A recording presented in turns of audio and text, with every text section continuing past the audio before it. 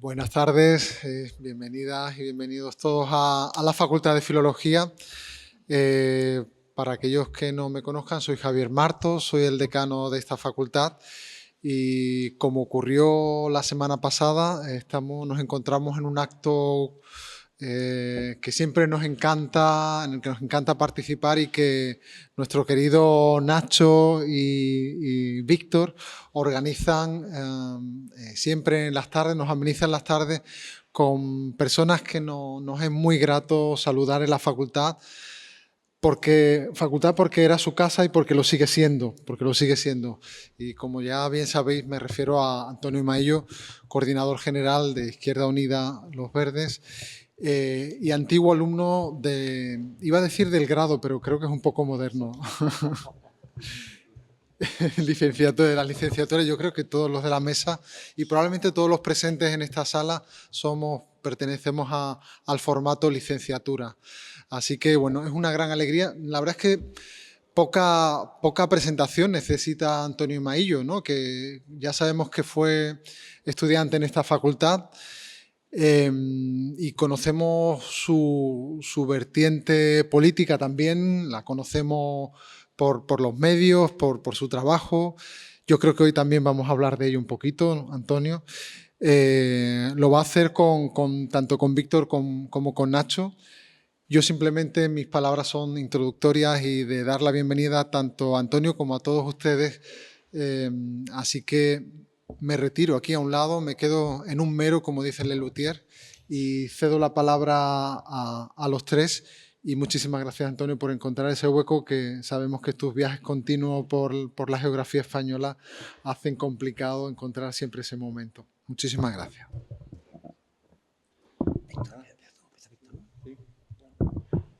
Me toca a mí tomar la palabra. Estoy muy emocionado de tener aquí al lado a un amigo, que no solamente es amigo mío, sino también amigo de la filología, amigo de la palabra. Más allá de la trayectoria profesional de Antonio, que todos conocemos, porque está siempre presente ahí, y que gira siempre alrededor del valor de la palabra, tanto en su vertiente docente como en su vertiente política. Bueno, pues queda decir que además de ser un orador brillante, que nos embelesa a todos cada vez que abre la boca, es también un analista agudo, muy intelectual, ¿no?, de la realidad política y social y bueno, es una buena guía para entender lo que está pasando. Es un lector, lo sé, indesmayable y un enamorado del viaje y de los idiomas. Quizá, entendiéndolo yo a él como lo entiendo, como un estoico, quizá desaplicándose un poco respecto a las palabras de Séneca, que decían que no hay que cambiar el lugar, sino el estado del alma, ¿no? Pero sobre todo, desde mi punto de vista, desde mi experiencia y desde mi vivencia, es amigo de sus amigos, ¿no? Ese quizás es el valor que más proyecta, porque lo proyecta porque es una persona honesta en sus planteamientos y siempre defensor de la amistad y la comprensión del prójimo, ¿no? Lo demuestra hoy con su presencia en esta casa, que es su alma mater, a la que regresa o de la que quizás nunca se ha ido, y que viene cada vez que lo llamamos, siempre atendiendo a nuestra invitación. Pues muchísimas gracias por estar aquí, Antonio. Gracias. No sé si quieres... Bueno, si quieres empiezo yo. Bueno, Antonio, ante todo, gracias por estar aquí. La verdad es que el pobre Víctor sabe que hemos estado meses intentando contar contigo. Nos constaba que era difícil porque tienes una agenda muy ajetreada, pero bueno, yo tenía especial interés, dado que tenemos un líder político de talla nacional que estuvo en esta casa, pues bueno, quizá conocerte un poquito más, todo el mundo conoce más tu faceta quizá pública, también quizá conocer un poco más tu faceta más personal, también como, bueno, como alguien que ha pasado por esta santa casa, cuando eras licenciado como todos los que estamos aquí, como decía el señor decano, al cual también quiero agradecer su presencia, que también tiene una agenda tremendamente ocupada. Teóricamente hoy no iba a estar aquí, pero finalmente también ha hecho sacrificio. Así que, Antonio, yo, con tu permiso, casi voy a remontar un poquito quizás a la época, hace un viaje en el tiempo, ahora que se reestrena, creo, Regreso al Futuro, después de 40 años. Quisiera preguntarte cómo era el Antonio Maillo que llega a esta facultad en primero de carrera. Tú creo que eres de Lucena. Creo que en teoría tú tienes que haber estudiado Derecho o algo parecido, pero tú ya imagino que dando muestras de tu espíritu rebelde decidiste embarcarte en la filología, ¿no? Y te viniste para Sevilla. ¿Qué nos puedes contar, en fin, por qué filología, por qué Sevilla? ¿Cómo fue el Antonio Maillo que llega, imagino, a este mare magnum de edificio con 18 años? ¿Qué nos puedes contar un poquito, Antonio? Pues mira, yo quería agradeceros que estemos aquí compartiendo este acto de reencuentro, ¿no? Y además hacerlo simbólicamente en lo que era el aula 2, que era este aula, era que no ha cambiado nada, no, hasta los micrófonos alámbricos, en fin. Bueno, estéticamente se ve que estamos fuera de las modas, ¿no? Y unos años, los años 80, donde había una escuela, y creo que sigue siendo, ¿no? Y la hay, de filología clásica muy prestigiosa. Y entonces era un niño de pueblo, en los tiempos en los que los pueblos y las ciudades tenían mucha más diferencia de las que hay ahora. Y por tanto, todos aquellos que veníamos de los pueblos ya fuera de la provincia o de fuera de la provincia, el venir a la universidad suponía un cambio sustancial en la vida. En una expectativa de estudio y en un momento de agitación en los que bueno, uno estudiar filología clásica es también una posición ante la vida, porque significa cierta rebeldía a un pensamiento positivista. Yo creo que incluso ser filólogo. Ser filólogo, y no me instalo en el discurso derrotista, melancólico, no, sino una posición de no optar por lo que las corrientes mayoritarias te llevaban. Ya ser filología clásica, pues ya imprime carácter, y seducido por una escuela de profesorado formidable, como después se demostró. O sea, lo vi aquí, yo percibía que había un espíritu de rebeldía en el alumnado, pero después había un gran respeto por el profesorado en su respeto académico, ¿no? Gente muy solvente académicamente, y momentos de agitación que compartimos, ¿no? Compartimos aquí todo. No, aquí no se escape nadie, ¿no? Y esa España que miraba con la flecha hacia arriba, en el sentido de que todo era expectativa, todo estaba por hacer, la democracia estaba por construir, la cultura democrática también estaba por construir, el levantar las alfombras envejecidas de la propia universidad también había que hacerla para renovar la estructura, proceder a una democratización de la propia universidad, y hacerlo desde una perspectiva muy positiva. Yo recuerdo, yo soy cordobés de Lucena, y yo percibía mucha diferencia. Un madrileño no percibe diferencia entre un granadino ni un sevillano, no nota ni la diferencia de acento, aunque la hay. Nosotros sí diferenciamos los matices entre cordobeses y sevillanos, o entre la Sierra Sur y el Aljarafe, incluso dentro de la provincia, y en aquel momento mucho más. Pero a mí me gustaba mucho, podríamos decir, ese espíritu de alegría permanente que había, de rebeldía alegre que había en Sevilla, de desparpajo en los estudiantes. Yo era mucho más comedido que la gente que estaba en la ciudad. Y después una ansia de aprender formidable, una ansia de aprender. O sea, tú imagínate lo que es decirle a un padre que el pobre veía que su hijo iba a ser abogado, porque yo decía que iba a ser derecho, y de pronto le digo, no, voy a estudiar filología clásica. Bueno, imagínate, ese hombre. Tremendo, yo ¿verdad? siempre le reconoceré que el respeto que tuvieron mis padres, a pesar de ser gente pues, muy trabajadora, que para ellos era importante que sus hijos fueran por primera vez a la universidad y tal, en la familia, el respeto que tuvieron a lo que nosotros les dimos. Yo conocía amigos con familias mucho más acomodadas que yo, con mucho más dinero, que los padres le impusieron el estudio. A mí mis padres pues, me respetaron, y para mi padre ser filólogo clásico era, que me decía él, una extravagancia. No, pues, le salió un hijo extravagante, pero que yo, por ejemplo, disfruté mucho de la carrera. Yo disfrutaba de la carrera, y yo creo que aquí hay muchos que disfrutasteis también, ¿no? Y después la Escuela de Filología en Sevilla, creo que era una escuela muy buena. No quiero agradecer, no vengo a...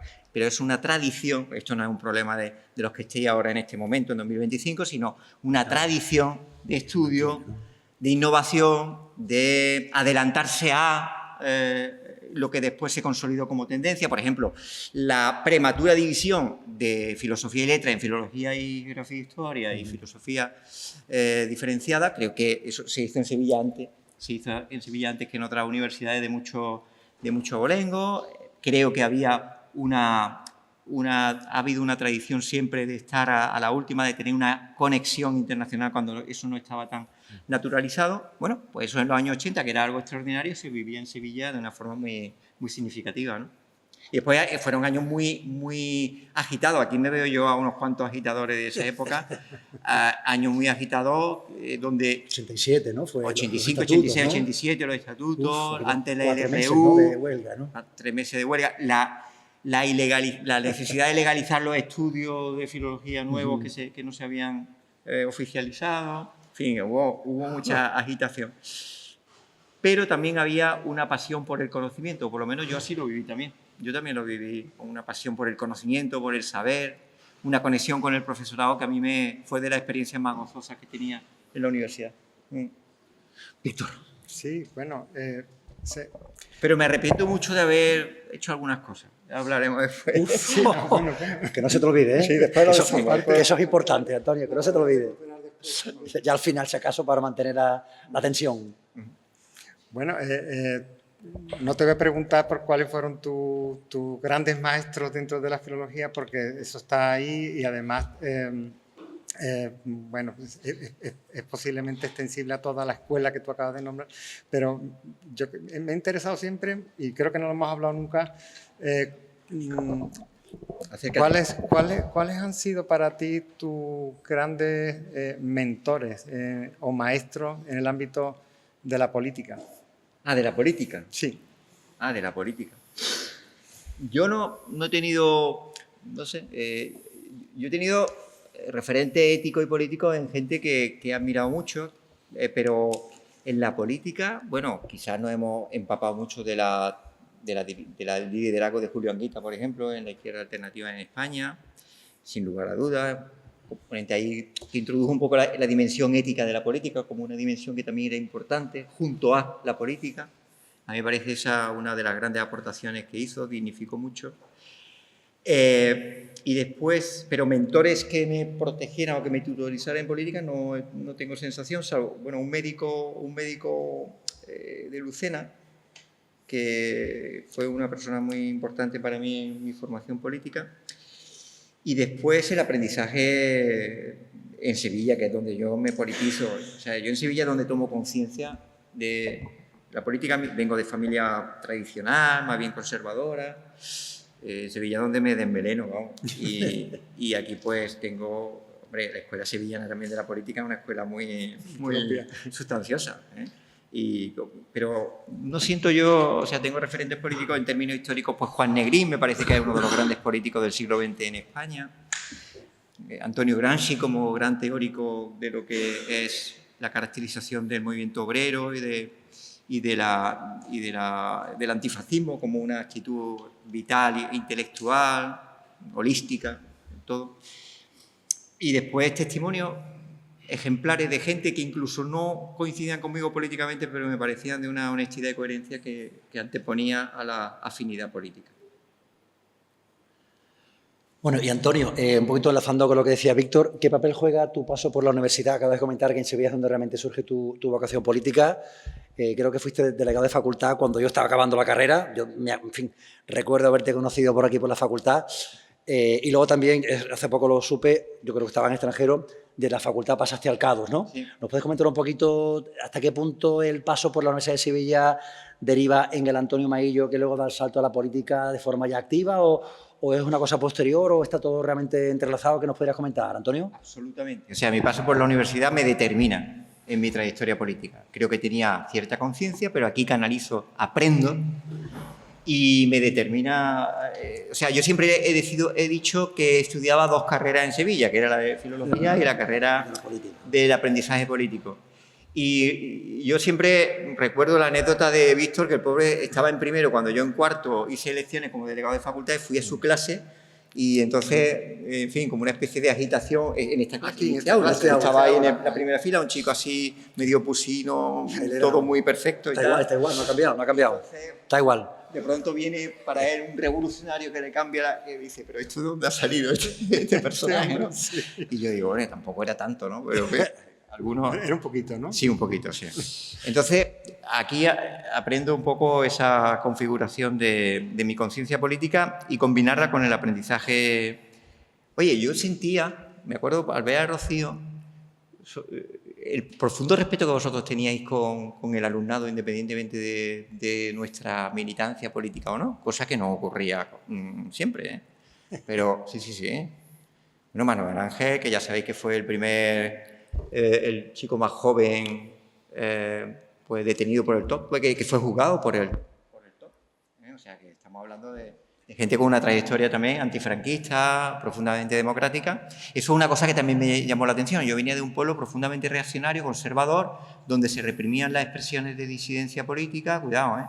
Y entonces llega una Sevilla que incluso gente que no coincidía contigo, pero tenía un respeto, ¿no?, personal. ¿Y tu familia, por ejemplo, ese cambio? Lo llevaba fatal. Fatal, ¿no? Fatal. Para una familia de trabajadores que suponía un esfuerzo el estudio, el miedo a suspender, a que no... Pero bueno, yo cumplía, entonces ya había...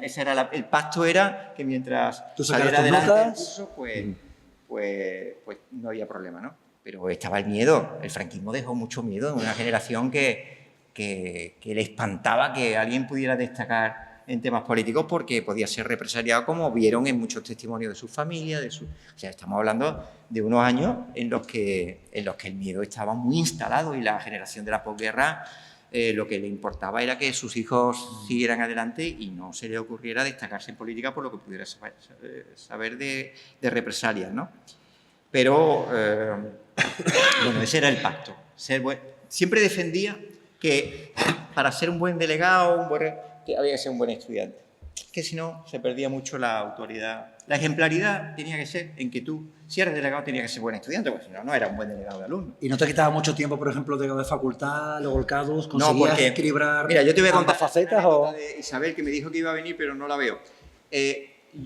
Nos encerramos una vez en el rectorado y aparezco yo allí con mi edición de Oxford de Platón y me pongo en la madrugada a traducir a Platón. Entonces, no daban crédito, pero Pensarían que eras un infiltrado o algo, ¿no? pero yo era consciente que eso me daba autoritas, ¿no?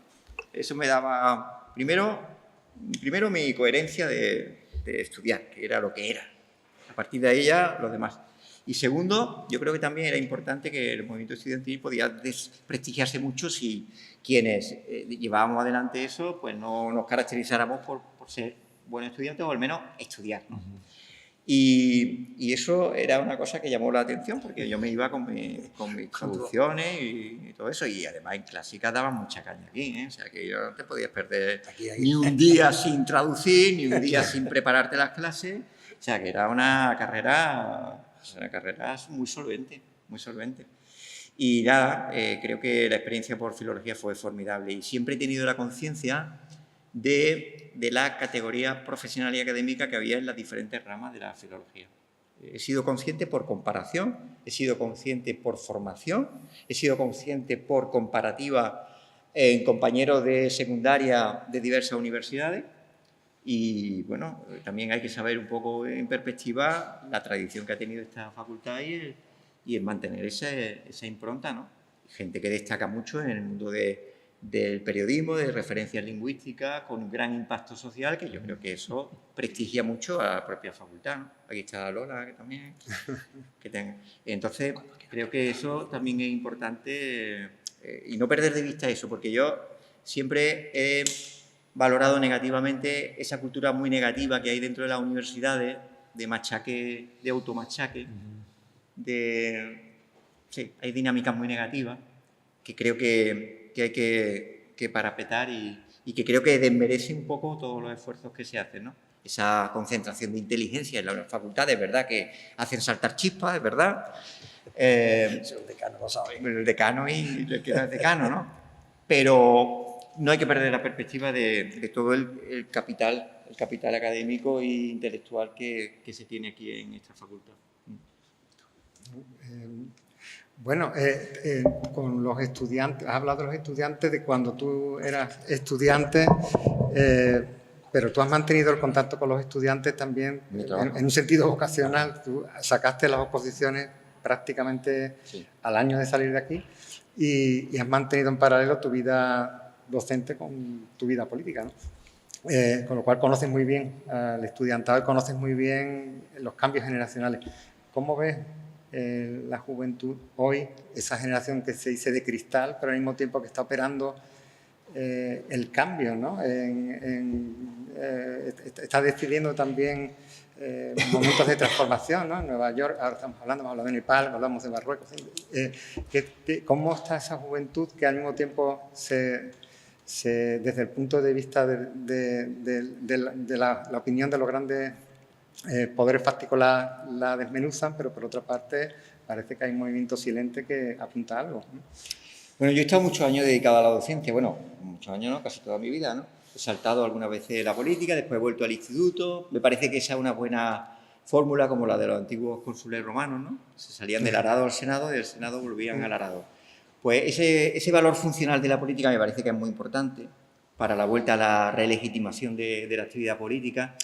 Creo que, aunque después pero me parece importante transmitirlo, creo que hay la dejación de gente que tenía que estar también contribuyendo al mejor hacer en la política, provoca pues ese principio de error vacui que es ocupado, y creo que hay una responsabilidad en quienes bueno, tenéis formación para aportar en la política y no se hace, ¿no?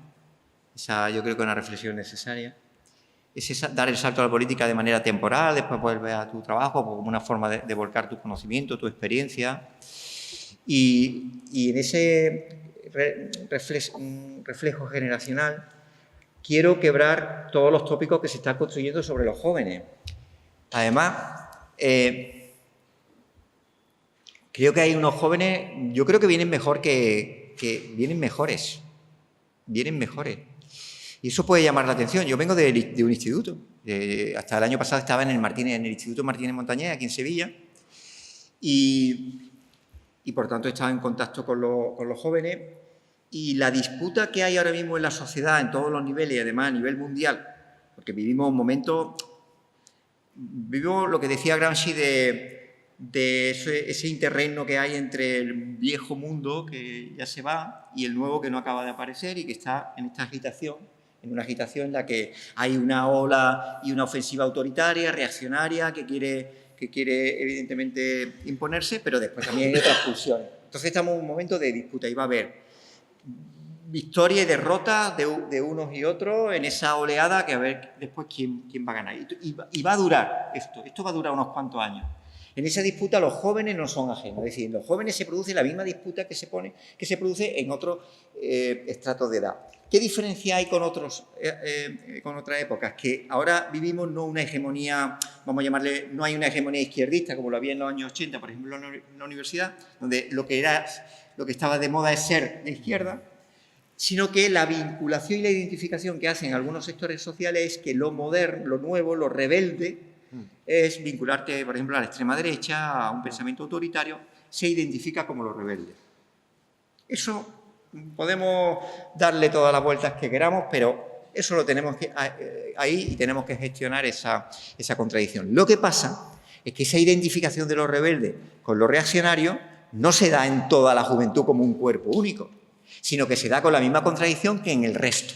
Pero llama más la atención en la juventud porque siempre lo hemos identificado con una vinculación a la rebeldía en clave del campo de la izquierda, de lo que es una visión antisistema tradicional. Pero la disputa está también en los jóvenes. El 25% de las chicas entre 18 y 24 años se consideran bisexuales. Eso en los años 80 no ocurría. Y en los 80 estábamos todos metidos en el armario y no se hablaba ni de la homosexualidad, que casi no existía. Y ahora se normaliza. Y tenemos alumnos no binarios y trans que comparten, que se relacionan con chicos blancos y heterosexuales, incluso que se dicen de Vox. Entonces hay un magma ahí del que va a salir y en el que la juventud que se agita en torno a esos grandes temas, pues es sintomático de lo que se mueve. ¿Y en qué es sintomático y digamos que está más impactada? En que la estrategia de comunicación a través de redes sociales de lo que es la ola autoritaria y reaccionaria que en estos momentos tienen, pues están siendo una estrategia de comunicación mucho más eficaces que cualesquiera otra. En el impacto, en la forma de comunicar, en la identificación con una suerte de lenguaje gamberro, de lengua gamberra, de rebeldía, que no es tal, pero así lo perciben.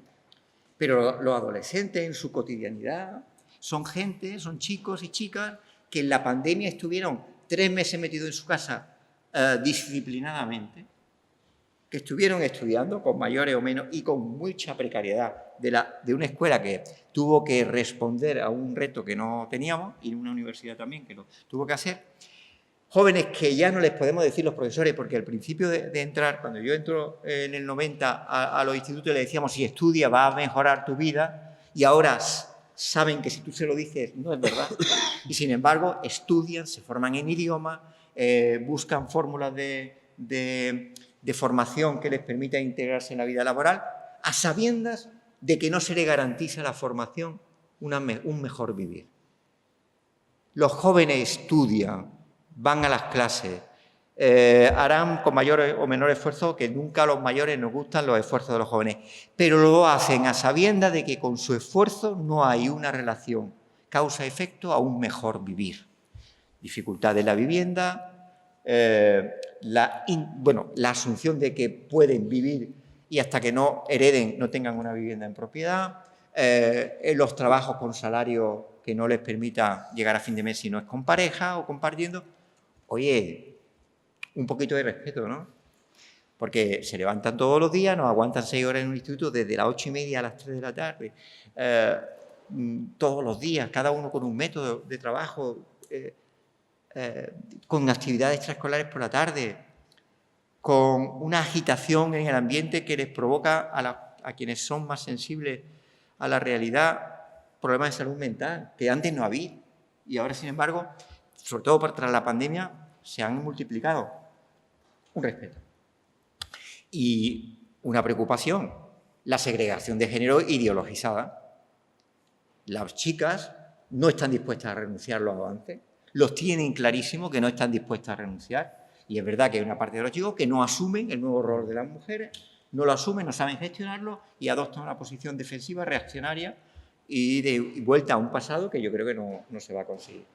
Y entonces, bueno, Salustio ya se indignaba de que los jóvenes, ¿no? Esto era la decadencia de la República, Augusto contaba que los jóvenes no se querían casar y solteros se divertían y entonces iban a hacer la muerte porque no iban a reproducir. En fin, la arrogancia generacional siempre ha sido una constante en la historia. A mí me gustaría que nosotros fuéramos la primera generación que rompiéramos con esa arrogancia y que intentáramos escuchar más y exigirles a esos jóvenes que sean ellos los que establezcan en su mecanismo generacional, en sus códigos generacionales, mecanismos de diálogo, de disputa. La disputa con los jóvenes no lo podemos hacer nosotros. Yo puedo hacer muy del Partido Comunista y muy de Izquierda Unida, pero yo soy el profesor que le pongo notas y, por tanto, soy la institución educativa.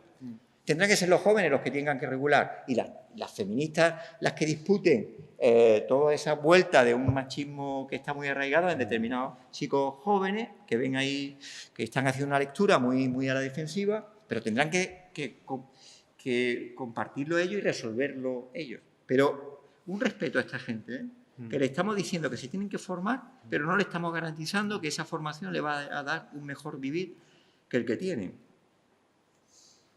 Esa es mi opinión. Argumentación inapelable. Sí. Yo te quería preguntar, hablando un poquito, bueno, por ejemplo, se me ocurre, ¿qué le debe el Antonio Maillo político al profesor y viceversa, ¿no? Por ejemplo, se me ocurría, lo comentaba yo con Víctor, ¿no? Aquí tenemos compañeros de clásicas, por ejemplo, ¿tu oratoria bebe algo de Cicerón o de todo lo que tú has leído en la carrera? ¿Tienes algún tipo de conexión? ¿Tú crees que un político que ha leído a los grandes clásicos en la universidad tiene mejor forma de expresarse, ahora que a veces los políticos casi da un poco de grima escucharlos, ¿no? ¿Tú crees que te ha servido para algo la formación en filología clásica para articular tu discurso político, para hablar con más claridad, con mayor elocuencia, con mayor brillantez? ¿Tú dirías que hay algún tipo de conexión entre el Antonio Mayó filólogo clásico y el Antonio Mayó político? ¿O son dos entes totalmente diferenciados, Antonio? No, tiene en todo. Es decir, el cuidado de la palabra, que es a lo que nos dedicamos aquí, el cuidado consciente de la palabra. O sea, es que ser filólogo o filóloga es una actividad muy contraintuitiva con la sociedad. O sea, nos reposamos y dedicamos nuestro conocimiento al instrumento que como sociedad, como ser humano, nos permite la comunicación, tanto la base de la organización social y de la vida. Y creedme que no solo en las materias de clásica, sino también sobre todo en la de literatura española y lengua española, esa dedicación al cuidado de la palabra ha sido para mí fundamental. Porque también desde el cuidado de la palabra hay también una actitud ética, vamos a decirlo así. Yo creo que ese respeto a la palabra dada, del que se habla muchas veces, para nosotros los filólogos es casi sagrada, ¿no? Y el cuidado de la palabra es ese respeto al otro, al interlocutor, del buen hablar y del bien hablar como forma de respeto a quien te escucha y a aquel con quien habla, ¿no? La reivindicación de la palabra desnuda, pero limpia en su significado y en su connotación. Yo creo que la crisis social viene determinada, una de las consecuencias de las crisis tiene que ver, una de las consecuencias de la crisis es la manipulación y la perversión del propio lenguaje. En las crisis, lo primero que pierde es la lengua.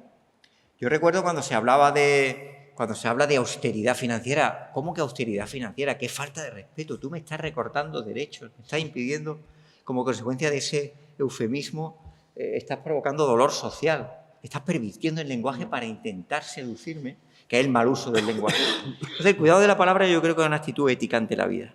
El cuidado de la palabra hay que reivindicarlo, no se tiene que convertir en una cuestión de especialistas. Y creo que la sociedad, por ejemplo, la frivolidad en el uso de la palabra, eso lo noto yo en el campo político. A lo mejor es esa formación filológica la que me hace que me rebele, ¿no? Cuando la gente usa la palabra para tomarte el pelo, para manipular la consecución de un objetivo. Cuando se hacen disrupciones en torno al uso de la palabra, pues esas cosas a mí me sacuden y además me identifica a gente que si corrompe la palabra está corrompido él mismo. Claro. También ahora se gobierna mucho a base de titular, ¿no? Titular bueno, lo de los titulares, ¿no? Constantemente, una frase de 5 palabras sin contexto y sin ningún tipo de contenido, ¿no? Pero al día siguiente la reproduce en todos los medios de España, ¿no? Los titulares no son malos, son conforme a la realidad. Lo malo es cuando tú transmites un mensaje intencionadamente que intenta manipular, que no se corresponde con la verdad. Y eso, pero bueno, la brevedad en el lenguaje siempre nos enseñaron que era una virtud de la lengua natural, ¿no? Sí, pero cuando se corrompe, no se manipula, se dejan fuera efectos, ahí es cuando es el problema, ¿no? Cuando se deja fuera el contexto. Cuando se usa para mentir, ¿no?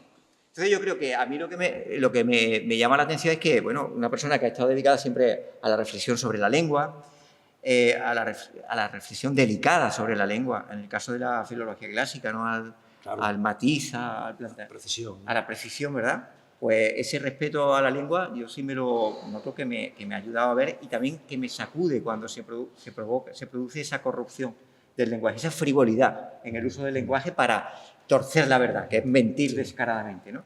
Y entonces ahora mismo vivimos un momento en el que la filología tiene que cuidar o desarrollar los instrumentos de discernimiento sobre la comprensión de los mensajes que nos vienen vía digital. Es decir, yo percibo que no hemos resuelto bien el papel que tenemos que hacer como filólogos y la escuela tampoco, la no universitaria no lo ha resuelto para la formación de nuestro alumnado en la capacidad de discernimiento de los códigos que te invitan a pensar que los mensajes son falsos, son verdaderos. Yo creo que dentro de 20, 25 años, 30, verán que en la forma de intoxicación que está habiendo ahora en el lenguaje, pues lo verán con carácter ridículo. ¿Cómo podían creerse la sociedad cómo podía creer este tipo de mensajes, ¿no? Porque habrá un desarrollo en el discernimiento de mensajes que ahora mismo no lo hay. La escuela no está resolviendo bien, no está preparada para ayudar a ese discernimiento. Y yo creo que eso es clave en el devenir de cómo va a venir la sociedad. Si no asumimos ese reto como un reto casi civilizatorio, vendrá otra cosa, pero no será lo que nosotros queramos. Y si os dais cuenta, el gran debate que hay social, la gran configuración de las corrientes de opinión, viene con el lenguaje, ¿no? Las redes, ¿no?, que manipulan, que distorsionan, Bueno, ¿no? Que... claro, las redes son por la pura vida, pero hay unos algoritmos, una manipulación y un control de las redes, hay un control de las redes que provocan este mensaje. Y lo que hay es una perversión de un tipo de códigos que son más exitosos, ¿no? Y a mí lo que más me preocupa es que un adolescente no sepa discernir lo que es verdad de lo que no. Ellos yo creo que están desarrollando unas técnicas de prevención, pero la palabra escrita ahora mismo es una palabra que todavía tiene una respetabilidad, que sigue teniendo una respetabilidad por el mero hecho de venir escrita y que penetra de una forma, en este caso, insana en muchos mensajes. Y la reflexión que se tiene que hacer de la filología, ¿cuál es nuestro papel como filólogos? Claro. En ese cuidado del lenguaje, en esa capacidad de transmisión, en ese reto de una sociedad digital que va por delante en la creación de códigos que no sabemos interpretar bien, que se convierten en mentiras conscientes, prevaricadoras del lenguaje. Hay un uso prevaricador del lenguaje, que es el uso de la mentira a conciencia de que es mentira, no desde una mala información, etcétera, ¿no? Y bueno, podía ser un reto importante en la filología esa reflexión. Y a veces nos hemos quedado en un academicismo que es importante, pero que no puede ser un freno a los retos que una sociedad tan cambiante, tan dinámica, provocan. Y esa tentación academicista que siempre hay en nuestra formación, a veces yo pienso que ha supuesto freno a la hora de abordar una sociedad tan cambiante que se mueve en unos parámetros que no eran los que teníamos cuando nos formamos. Es un reto que yo creo que hay que lanzarse. La filología es una ciencia, un área de conocimiento clave en este momento donde la lengua va a ser, como nunca en la historia, el instrumento de poder. Como nunca en la historia, porque siempre en la historia la lengua ha sido el instrumento de poder. Pero creo que ahora el grado de penetración, de capacidad, de manipulación, de determinación de la conformación de la opinión a partir de informaciones deliberadamente falsas y construidas con la conciencia de que a partir de esa falsedad se configure la forma de opinar, es tremendo, es estremecedor, pero solamente nos puede liberar la capacidad de desarrollar instrumentos para el buen discernimiento. Por ejemplo, ¿el aula sería un espacio para ponerle freno a ese tipo de manipulación, de mentira torticera o la familia? No sé, ¿qué habías visto un punto para poner freno a ese tipo de esa avalancha, ese tsunami que se nos viene encima, ¿no? Tú, por ejemplo, que has sido docente de mucho tiempo, ¿no?, en el aula, ¿no?, con estudiantes de secundaria, tú eres que el profesor de secundaria tiene ahí una responsabilidad, aparte de enseñar su materia, de, bueno, realmente que lo más sepa saber lo que es realidad de lo que no lo es. Pues eso quizás no, yo ya te digo que yo, por ejemplo, hice, por cierto, algunos a lo mejor no lo sabéis, pero yo hice los materiales curriculares de latín de la LOE en 2004, los elaboré yo para Andalucía, y dimos un giro para que el aprendizaje del latín fuera un elemento muy instrumental para el mejor conocer la lengua propia, la lengua por contraste con lenguas también extranjeras, el léxico. A mí me parece que, yo lo he dicho ahora, hace falta, la escuela no está resolviendo, la escuela como ente integral no está resolviendo el gran reto de la necesidad de tener instrumentos para una buena interpretación de los códigos que se están dando en el mundo digital a la hora de adquirir el conocimiento. Y no lo estamos dando, no estamos dando los instrumentos, el respeto a la palabra escrita y a los códigos a través de los terminales digitales se convierte en verdad y desde la asunción acrítica de los mensajes y no estamos teniendo los instrumentos necesarios para eso. Y creo que debe ser una prevalencia absoluta porque efectivamente determina la forma de pensar de la gente, pero no estamos dando respuestas, no las estamos dando en modo alguno.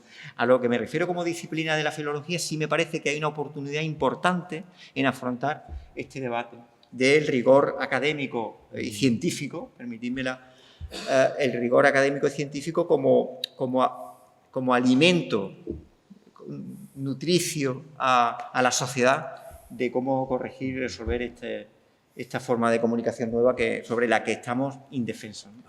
A la posverdad, ¿no? Y todo ese tipo de cuestiones, ¿no? O sea, crear antibióticos a estos virus del lenguaje y solamente los puede crear la filología, ¿no? Esa es mi opinión. Bueno, yo creo que puede ir acercándose ya el momento de ir abriendo el debate al público, porque, bueno, sabemos que en el público hay también, entre el público también hay personas, actores importantes en la trayectoria académica, docente y política de Antonio, pero no quiero dejar de preguntarte algo a riesgo de que la Junta Electoral Central me llame al orden, porque hoy es el día de inicio de la campaña del voto anticipado en las elecciones de rector. Menudo atrevimiento que yo diga esto ahora, ¿verdad? Las primeras con sufragio universal ponderado después de 20 años. Como universitario que eres, porque te considero parte de todo esto, ¿no? De este debate, de esta discusión, también como ciudadano, ¿en qué estado de salud ves a la universidad pública? No la española, sino pública. Y después, como segunda pregunta ya añadida, ¿a qué reto crees que se enfrenta el rector o la futura rectora de la Universidad de Sevilla durante los próximos 6 años, ¿no? Vamos a ver. Yo viví como parlamentario andaluz una de las experiencias más impactantes que fue el deterioro del profesorado de la universidad, el deterioro de ayudantes doctores, de investigadores, en una precariedad con 40, 45 años, condiciones salariales, las peores condiciones salariales en los diferentes niveles educativos. Me impactó porque se ha producido un deterioro de las condiciones laborales brutales en la universidad pública y asistimos ahora en Andalucía al mayor ataque a las universidades públicas andaluzas desde el gobierno andaluz, es así, que ha habido.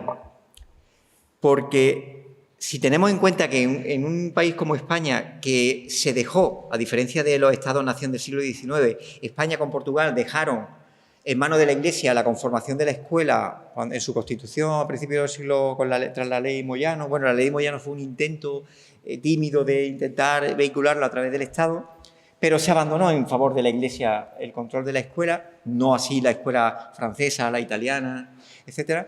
Sin embargo, se mantuvo la exclusividad del Estado en la universidad. La universidad no se dio a la Iglesia, la universidad estaba por el Estado.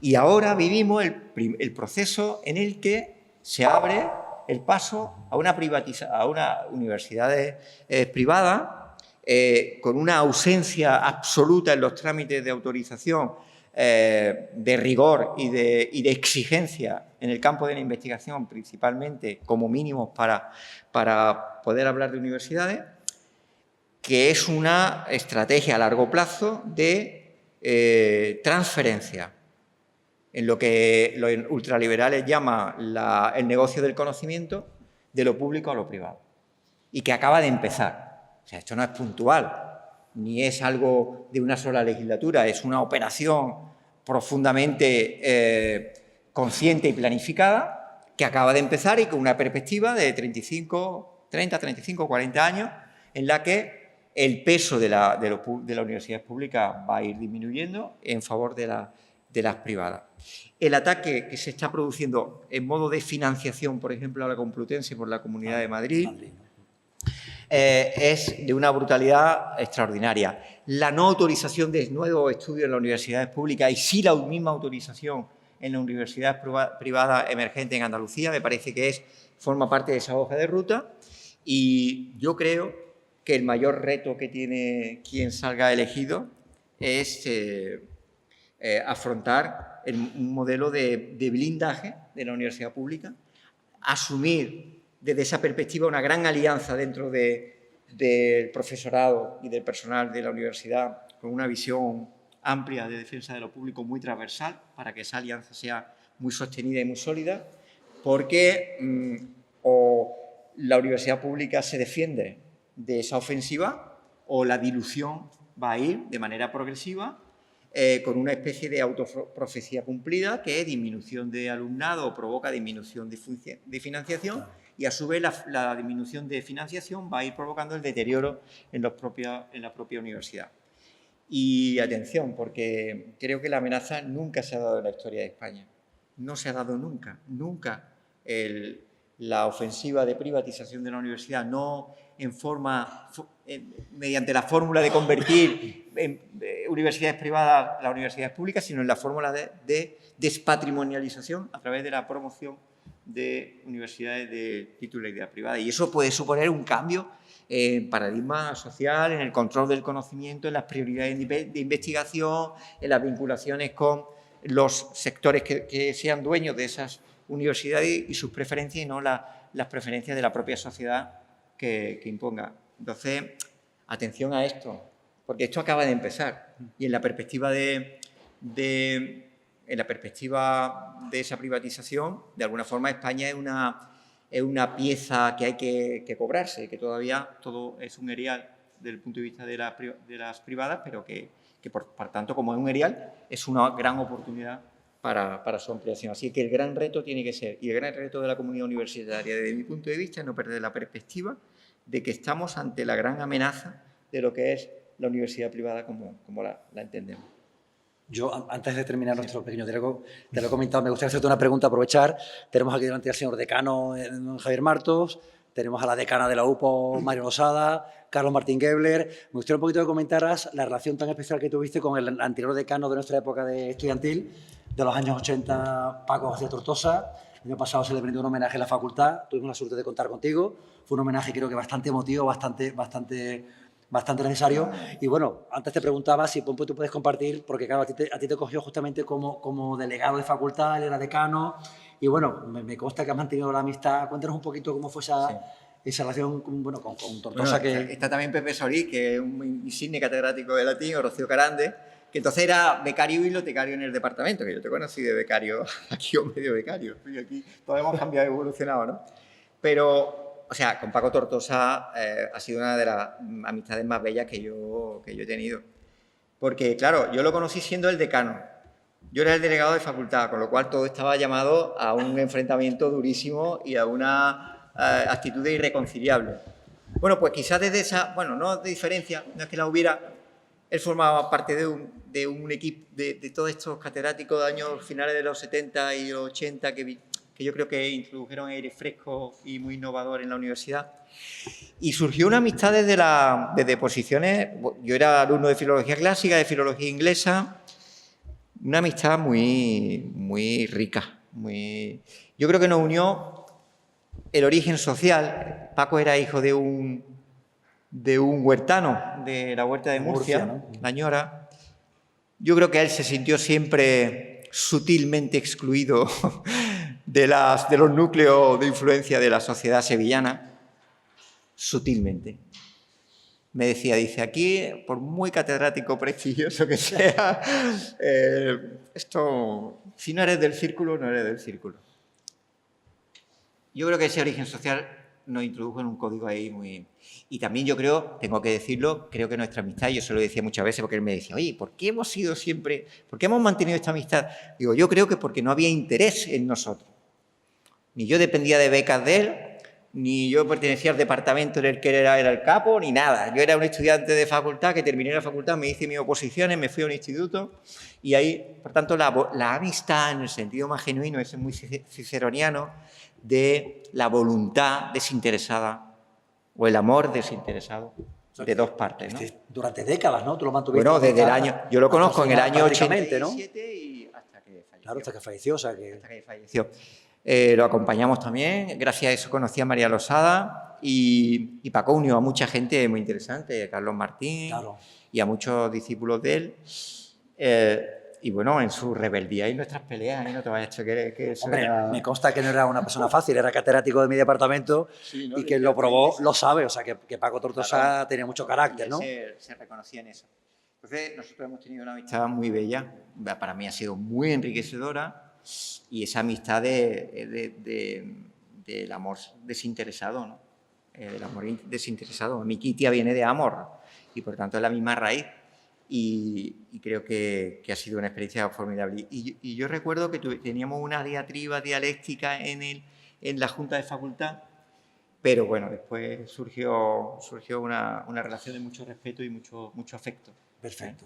Y desde la diferencia, porque, o sea, una amistad pergeñada. Él ya no pertenecía ni mucho menos al Partido Comunista.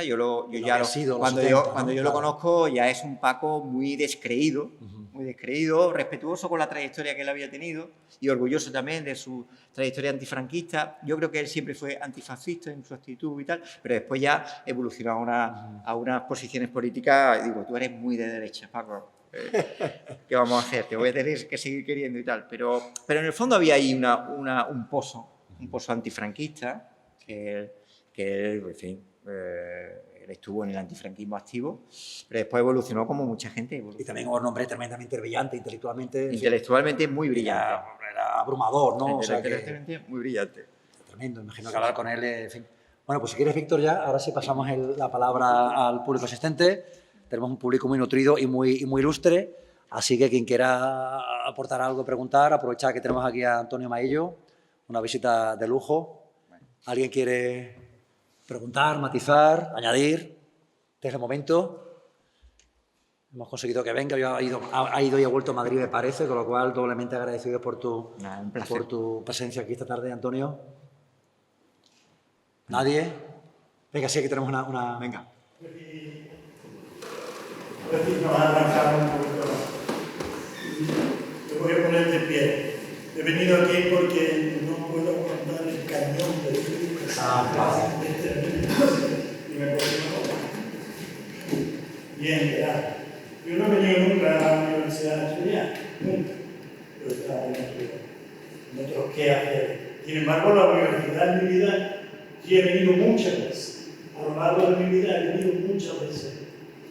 Y entonces ahora estoy emocionado, porque ese discurso de la palabra, como el Congreso de los Diputados que hace las leyes está lleno de licenciados formados en las universidades, pero también los concursantes de los concursos de la televisión, que le preguntan, lo citan, son todos licenciados, y el que no está haciendo un máster, y el que no es profesor de Derecho, es decir, son todos gente de la universidad.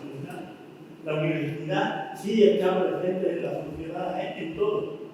Si levantáis un poquito y os ponéis un poquito curiosos, veréis que todas las personas que nos hablan y tal son universitarios de cualquier lado, de cualquier medio de comunicación, cualquier tertulia, en el Congreso de los Diputados, todos los periodistas, todos son licenciados.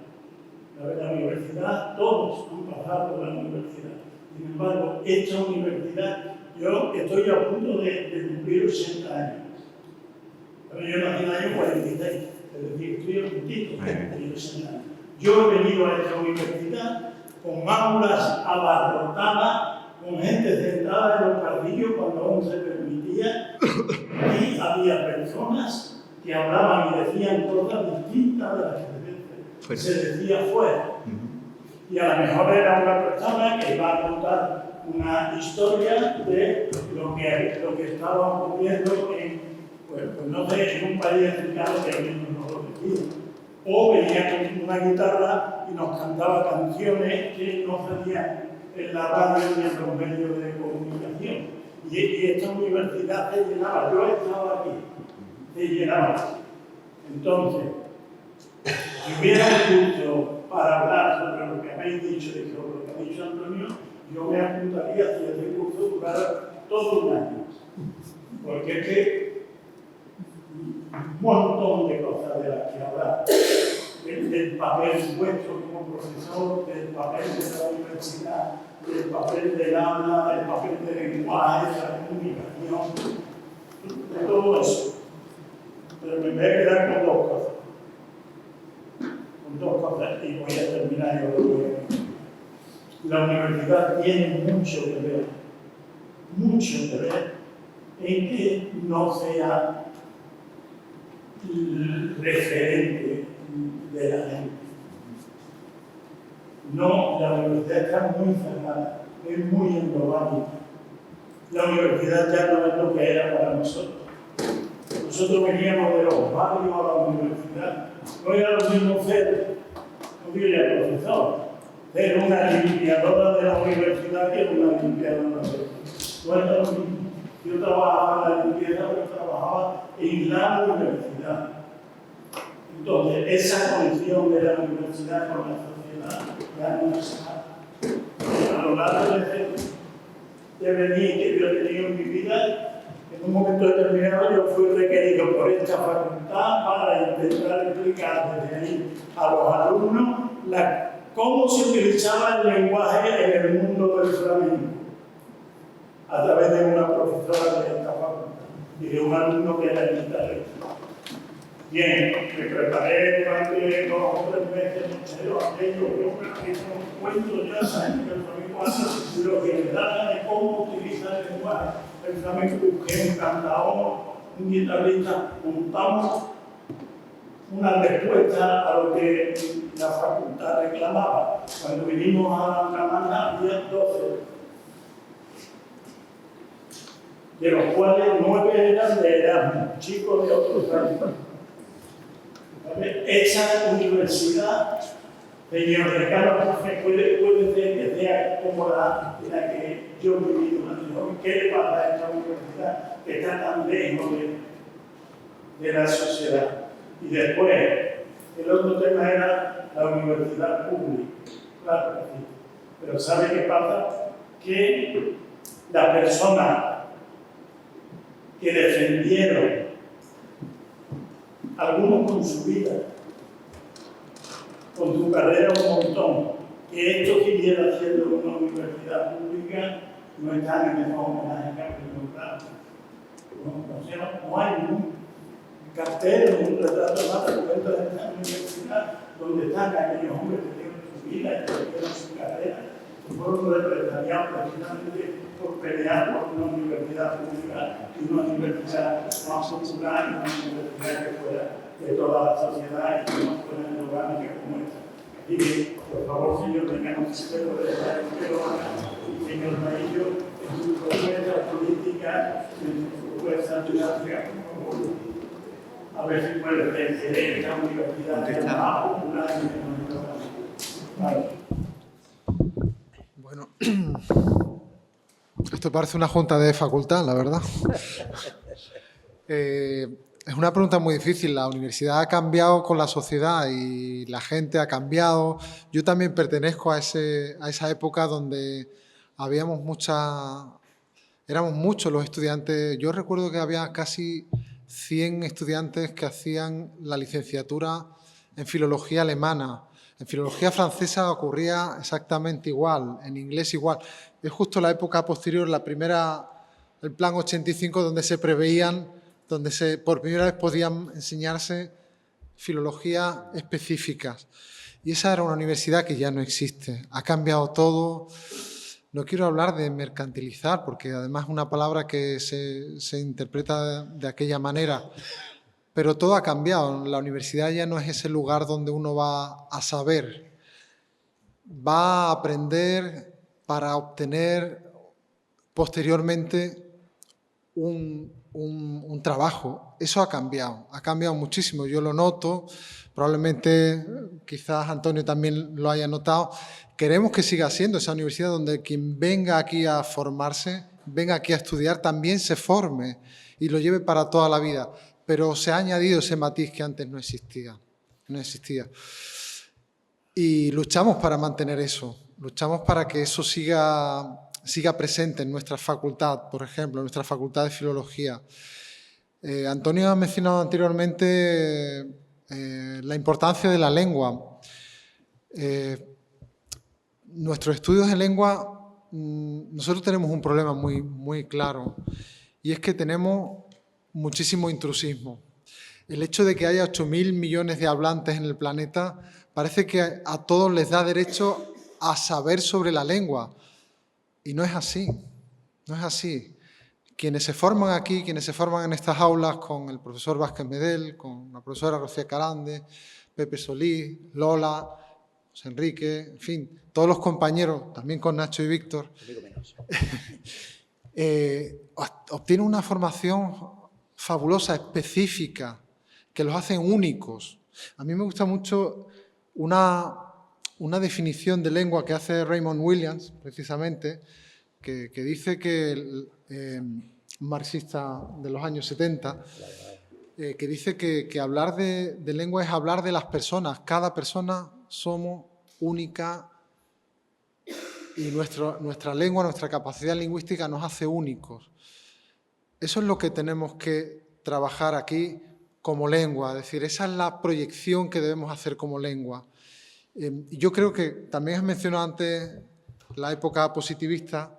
Hemos hecho un recorrido enorme en todo el siglo XX sobre eso y creo que gracias a los estudios que se han desarrollado en las facultades de filología podemos decir que la lengua sigue estando ahí, que tenemos que salir un poquito más a la sociedad. Bueno, creo que no podemos estar más de acuerdo con eso. Siempre queremos estar ahí fuera, siempre necesitamos como facultad de filología salir fuera, mostrarnos a la sociedad, hacer cosas que hace como, por ejemplo, nuestra compañera Lola, estar en los medios y hablar de lengua, hablar de literatura, o como hace nuestro compañero Manuel Ángel con la literatura, con este fantástico centenario que tenemos a las puertas, con los 50 años de esta facultad que vamos a tener en el 28. Son cosas... Es algo muy reciente realmente, la Facultad de Filología tal cual existe no hace tanto tiempo. Tenemos que trabajar mucho, pero sí, recojo el guante y estamos en ello. Pero como he dicho anteriormente, con rigor. Siempre con rigor, somos científicos, también en la filología somos científicos. ¿Quieres comentar algo de lo de la memoria histórica? ¿Hay más preguntas, más cuestiones? Antes, Antonio, has dicho una referencia muy bonita que muchos de los que estamos aquí somos los filólogos, has dicho que los filólogos tenemos la misión de cuidar la palabra. Me encanta esa expresión. Y en el panel tenemos a 4 filólogos sentados uno al lado del otro. Yo quería preguntar, en la época del lenguaje whatsappero, ¿cómo un profesor o una profesora puede ayudar a los alumnos, a las alumnas a cuidar la palabra en esta época digital de lenguaje whatsappero? Creo que todos entendéis, ¿no? Cuando me refiero al lenguaje whatsappero, el haber y el haber, el sí y el sí no, a eso me refiero. ¿Cómo se puede hacer? Tú que has estado en la secundaria. Yo aquí no me atrevo a hacer una aseveración, pero yo creo que hay que distinguir, por un lado, códigos nuevos de la lengua que siempre han existido, de principio de la economización del lenguaje. Bueno, yo estudiaba epigrafía, ¿no? Es decir, que también había claves y códigos de abreviaturas que permitían, pues con menos signo y con menor esfuerzo, transmitir un mensaje. Y yo creo que eso entra de la naturaleza de la lengua. Eso es una cosa. Y otra cosa es, bueno, la popularización de los códigos escritos ha evidenciado carencias ortográficas muy profundas, que cuando no había esa transmisión de códigos escritos se obviaban. Eso es así. Y tendremos que ir corrigiéndola. Y otra es la absoluta neutralización de los códigos, saltándose todas las reglas posibles. Bueno, si a mí no me parece mal el que se pone una Q y el TB para el también, porque forma parte de la economía del lenguaje para enviar un mensaje. Yo creo que eso entra dentro de una tendencia que hay que normalizar. Y después está pues ya la perversión del lenguaje. Hombre, no son solo los jóvenes los que cometen esos estropicios, ¿eh? No, esto es un problema mucho más amplio, pero como decía el decano, y yo comparto, y ahora contesto con la memoria, aquí está el templo del cuidado de la palabra. Es decir, por ejemplo, todos nos tenemos que cuidar, pero están los médicos, que son los que tienen la misión de planificar, de prevenir. Nosotros tenemos la misión de cuidar la lengua como nadie, y por tanto hay que hacer un servicio social más más atrevido, como digo, en entrar en el debate social de la digitalización, los nuevos códigos, el cómo cuidar el lenguaje y hacerlo compatible con esa máxima difusión como nunca lo ha habido en la historia, porque ya tenemos terminales donde todo el mundo escribe como nunca escribía, porque antes la gente no escribía tanto. También hay que valorar eso, ¿no? Ahora, la pregunta y la reflexión es muy profunda, y ya te digo que no estamos, en la escuela no estamos ahora mismo, en los institutos, en los colegios, no estamos resolviendo esas grandes, vamos a llamarle amenazas, cuando la lengua no tiene por qué ser amenaza, pero las hay. Y en ese sentido no sabría yo darte una respuesta con cierta seguridad, ¿no? Y bueno, tengo que reconocer que la Universidad de Sevilla ha hecho una memoria democrática a los profesorados represaliados, profesorado republicano que fue depurado, y creo que se han hecho esfuerzos que han llamado mucho, vamos, que han sido muy positivos, ¿no? Pero ¿cuál es nuestro papel desde la filología? Yo creo que el cuidado de la lengua en momentos en que se siente agitada, bueno, siempre estaba amenazada. No frenar lo que son nuevos códigos que tarde o temprano se van a consolidar y se van a convertir en normas, y velar yo creo que por pautas que nos permitan que los códigos tengan una escala universal que haga que la cohesión de la lengua se mantenga, ¿no? Entonces, pero que tenemos unas tareas no somos una actividad que tenga que ser ni mucho menos marginal ni exótica dentro de la sociedad. Y sin embargo, sí me preocupa que si alguien dice que va a estudiar filología, lo vean como algo exótico o marginal dentro de las corrientes de preferencia de estudio, etcétera. Y hay un campo aquí de estudio y de atención y de servicio a la sociedad brutal. Esa es la reflexión. De hecho, este año hemos empezado el segundo curso de un grado relativamente nuevo que introdujimos el año pasado, y hemos cubierto el cupo de plaza. Los estudios de clásica es que no cabe ni un alfiler más. Maravilla. Los estudios ingleses ya hace años que ahí no cabe nadie.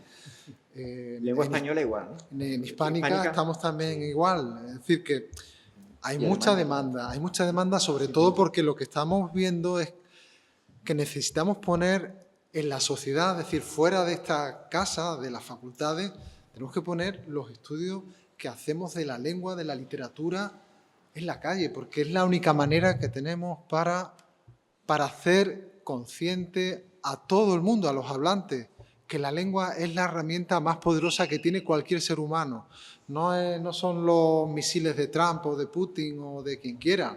No, es la lengua y es lo que siempre ha vertebrado el desarrollo, la evolución del ser humano. Siempre ha sido la lengua, siempre. Yo recomiendo siempre el libro de siempre me equivoco, no sé si es Harari o Hariri, siempre me baila siempre una I y una A.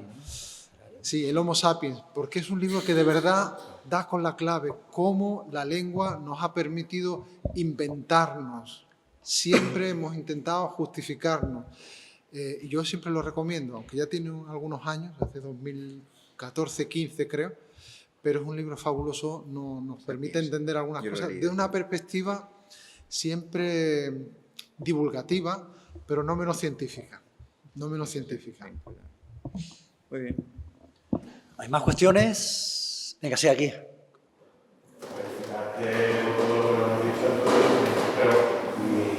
Pero soy puntual. El tema del Sáhara, lo que acaba de pasar en la ONU, al segundo 50 años de la Marcha Verde, lo que para mi colonización fue salir de allí y entregar aquí. Y yo veo que aquí nadie dice nada, no sé. Es algo, siempre habéis, la idea política, está mucho con la filosofía, los niños saharauis. Lo que pasó otro día de la ONU, que hace esto, se queda todo el mandazo que hubo aquí el gobierno español, ¿no? Me puedo decir, porque eso es la soberanía de Macron, la votación del otro día, esa no la ONU, ¿verdad? Pero no sé, opinión pública que no veo, no sé, estoy equivocado, no me he equivocado, porque nadie dice nada, ¿qué pasa? El caso del caso del Sáhara forma parte también de la reflexión sobre la lengua y, bueno, ya la ambigüedad del lenguaje diplomático. Nosotros hemos estado con el Frente Polisario con una reflexión sobre una resolución que tiene la suficiente ambigüedad para que se pueda interpretar de muchas formas, porque sigue manteniendo, o sea, en la resolución que se ha vendido como una especie de giro en la ONU y de legitimación de Marruecos, que se ha encargado de hacer una espectacularización de ese cambio de... No es tal, porque lo que se ha incluido ha sido que la propuesta de la autonomía es una propuesta, no se ha incluido como la propuesta que debe defenderse, no es así, sigue manteniéndose el papel de la MINURSO como el encargado de la ONU para la celebración del referéndum y, por tanto, su prórroga en el mandato significa un implícito reconocimiento de que esa es también una propuesta, como la de la autonomía. Y aunque es cierto que hay un elemento de amenaza objetiva, que es la introducción de la propuesta de la autonomía dentro de Marruecos como fórmula de resolución del conflicto, es un riesgo si es verdad que hay un mantenimiento de esa tesis, ¿no? ¿Qué es lo que a mí me parece que es más grave que el texto de la resolución de la ONU? Donde yo creo que la prensa española y la prensa de Marruecos ha conformado... Lo más grave es que se está utilizando la causa del Sáhara dentro de las negociaciones de la geopolítica, llámese guerra de Ucrania, el conflicto palestino y el control de los recursos en África. Lo que es la pacificación del Sahel, la garantía de Marruecos en controlar esos territorios y, bueno, esa región que atraviesa varios países. Entonces, el uso de la causa saharaui vinculada a las grandes operaciones que se están haciendo en el campo geopolítico del mundo. Creo que subyace la negociación de lo que va a haber en Ucrania con Rusia, para que ésta se haya abstenido. Y la negociación con respecto a la estabilidad en África ante la abstención de China, que también la tuvo. Argelia no quiso participar para no legitimar esa posición. Nosotros mantenemos nuestra posición del derecho de autodeterminación del pueblo saharaui. De hecho, hemos introducido una proposición de ley, una proposición en el Congreso para seguir manteniendo la voluntad del Parlamento español de defender el mandato de las resoluciones de la ONU y la celebración de un referéndum, y en esa posición hemos estado. Y nosotros no compartimos, es que nos parece un grave error histórico el cambio de opinión del gobierno español con respecto a la posición del Sáhara. Pero la solidaridad con el Sáhara se mantiene además de una manera mayoritaria y transversal en la sociedad española, donde no solo la izquierda es favorable a la propuesta del Sáhara, sino que hay sectores conservadores, sobre todo militares, que son favorables a la causa saharaui. En eso nos quedamos. ¿Más preguntas? ¿Cuestiones? Yo voy a aprovechar este pequeño interín, que me perdone Víctor, que me he colado, que ahora te tocaba a ti, Víctor. Bueno, me preguntaba, por ejemplo, le planteaba a un filólogo como tú, que ama la palabra, ¿tienes tiempo para leer? ¿Lees en el AVE? ¿Qué tipo de lecturas lees? ¿Sigues leyendo a los clásicos? ¿Sigues con tu libro de Oxford de Platón? O no sé, o lees el último Premio Planeta de Juan del Val. No sé, un poquito, me alegra. No sé, cuéntanos un poquito. La lectura a mí me salva. A mí la lectura me salva. La literatura, Manuel Ángel, que hizo un bellísimo acto el otro día, ¿no? En la presentación de un libro sobre su poética, la literatura nos salva. Yo estuve enfermo de cáncer, cada día me leía un libro, no escuchaba música, no veía la tele, no escuchaba la radio, me leía, me salva. El médico me decía, pero cada día tiene un libro. Sí, es que me salva, no es un mérito, es que me salva, no es que yo me dedique al prurito. ¿No? Claro. La lectura, ¿quién decía aquello de que uno tiene dos vidas, una antes de leer y otra después de leer? No recuerdo ahora, no sé si era Vargas Llosa por casualidad, no sé.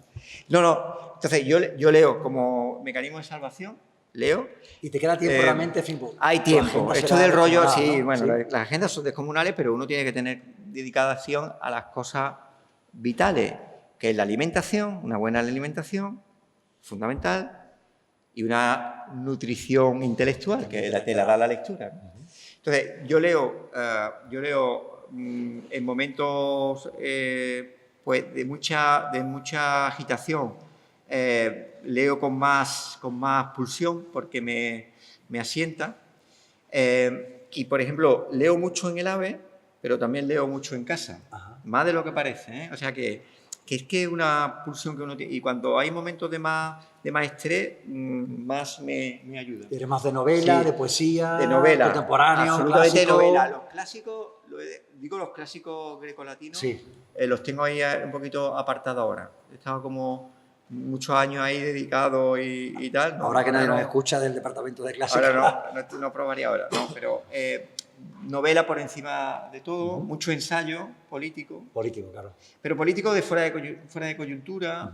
Y entonces, bueno, creo novela que... contemporánea, sí, clásica, novela contemporánea, novela clásica. Ahora estoy leyéndome mucho novela rusa. O sea, salirme de... Por ejemplo, la lectura de los clásicos es una lectura que no te evade, no es verdad que sirva para la evasión, sirve para el asentamiento sin estar condicionado por la coyuntura actual, de las agitaciones actuales. Esa es la gran sabiduría de leer a los clásicos. Te sales del cuadro en el que estás agitado y ves con una perspectiva que da mucha sabiduría la lectura de lo que te alimente, ¿no?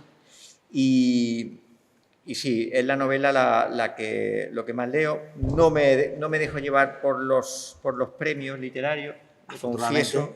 No, lo del Planeta definitivamente no. O sea, yo creo que ha caído un desprestigio ya. O sea, el mismo premio que se dio al jinete polaco, por ejemplo, en el año 92 de Antonio Muñoz Molina, ahora ya se ha convertido en un deterioro y entonces, bueno, pues aprovecho para hacerlo también. He descubierto la novela negra, que es una cosa que...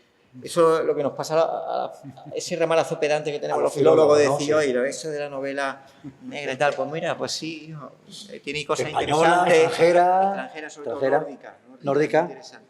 No, aquí nosotros también tenemos ese prurito pedante, ¿no? Cuidado que... Más la gente de clásicas. Bueno, no necesariamente. No, es broma.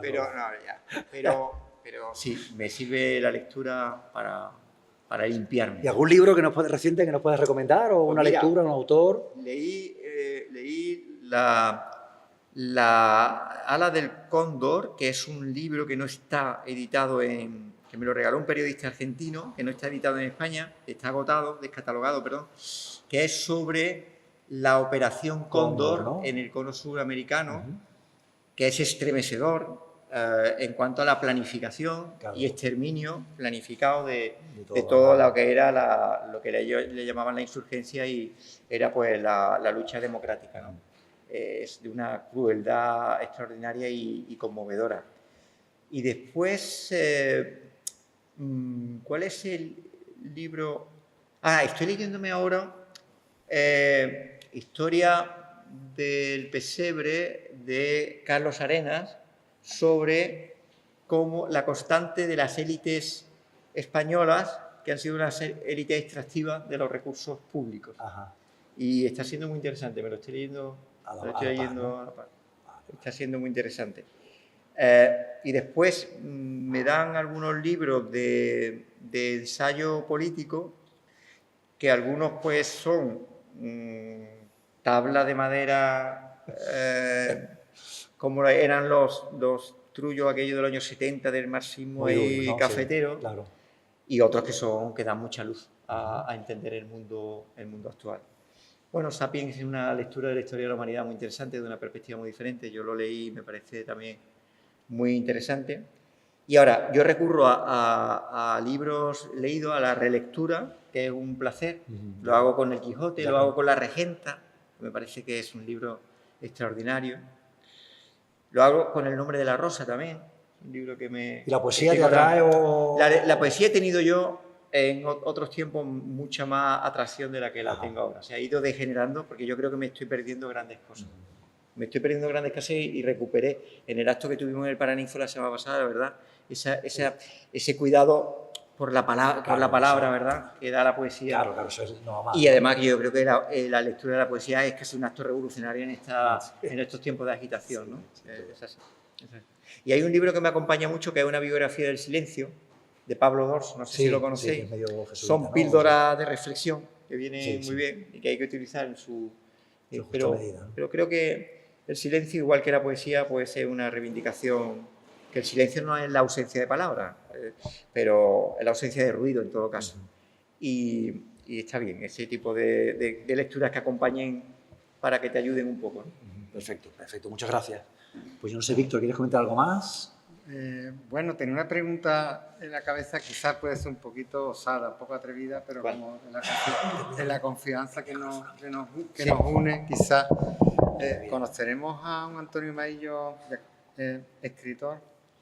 Lo veo muy difícil. Yo respeto profundamente, porque cada vez que tengo que escribir un artículo y cada vez que tengo que hacer un informe, respeto tanto la creación porque me cuesta tanto trabajo.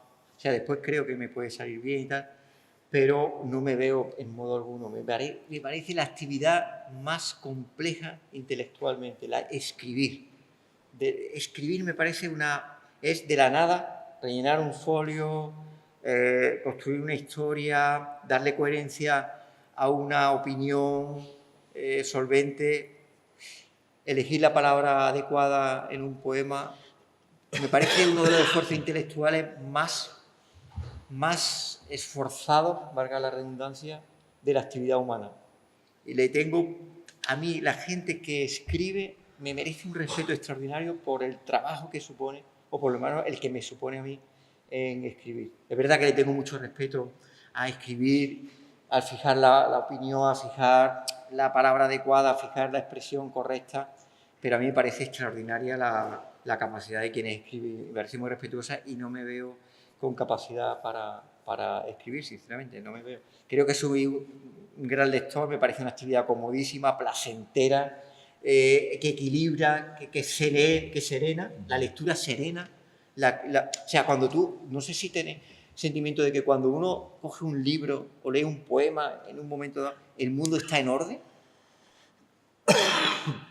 El mundo de pronto adquiere todo su cosmos, su orden, su coherencia, no hay un hueco, no hay un desequilibrio. Ese es el sentimiento que yo tengo cuando tengo lectura. Entonces, como la lectura me lo paso tan bien, me parece una cosa tan cómoda, me lo han hecho los demás que le han dedicado un montón de tiempo a algo que yo voy a disfrutar, pues estoy en esa indolencia intelectual, pero sumamente rica. A ver, si quieres cierra tú, ¿no? Vamos a cerrar el acto, sobre todo dando las gracias a Antonio por haber venido a la que fue su casa y a lo que me gusta decir que cualquiera que pase por aquí, tú también, María Losada, aunque estés en la Olavide, esta sigue siendo tu casa y lo seguirá siendo. Recuerdo en un aniversario de 40 años, no sé si estaba Manuel Ángel en aquel momento, yo estaba recién casi nombrado decano, y yo veía tantos antiguos profesores, muchos antiguos profesores, no sabía qué decir, no sabía que estaba Rocío también. De la misma promoción. Bueno, es que había tanta gente que yo estaba emocionado porque digo, si yo tuviera que reunir a la promoción mía, creo que no encontraría a mucha gente, pero al ver tantísima gente yo estaba emocionado. Y lo único que me salía del alma era decir, gracias por haber hecho la facultad que luego hemos heredado los demás. Gracias por todo lo que habéis hecho, lo que habéis luchado en esos pasillos, que han sido testigos de tantas cosas. Gracias. Por eso digo que esta no ha sido vuestra casa, esta es siempre vuestra casa. Y veremos segunda parte, Antonio Maillo regresa a Filología. Muchas gracias, Antonio.